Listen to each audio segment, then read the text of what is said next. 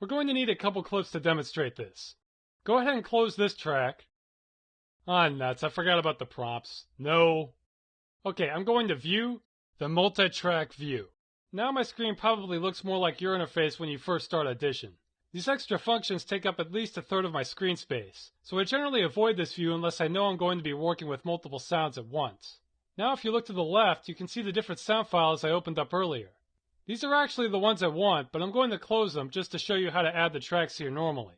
I'm selecting them, right-clicking and pressing Close Files, telling Audition No again. Now go to File, Import, and here I can add sound files to my audio project. I'm only interested in samples 2 and 3, so select those and press Open. Alright, now these are the tracks of me whistling and saying, "Where am I?" For this demonstration, I'd like to have these play at the same time, lower the volume on the whistling track, and make my line sound like it's coming from the right. To add tracks to your final mix, just select it on the left and drag it over to your timeline here.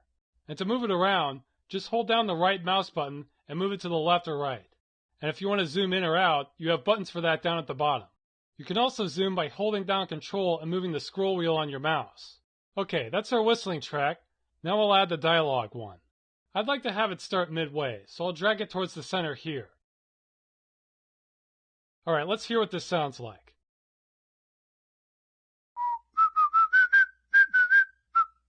Where am I? Okay, first I'm going to lower the volume on the whistling by moving this dial here. Then I'll shift the balance of my spoken line by moving this dial over here. Okay, let's play it again.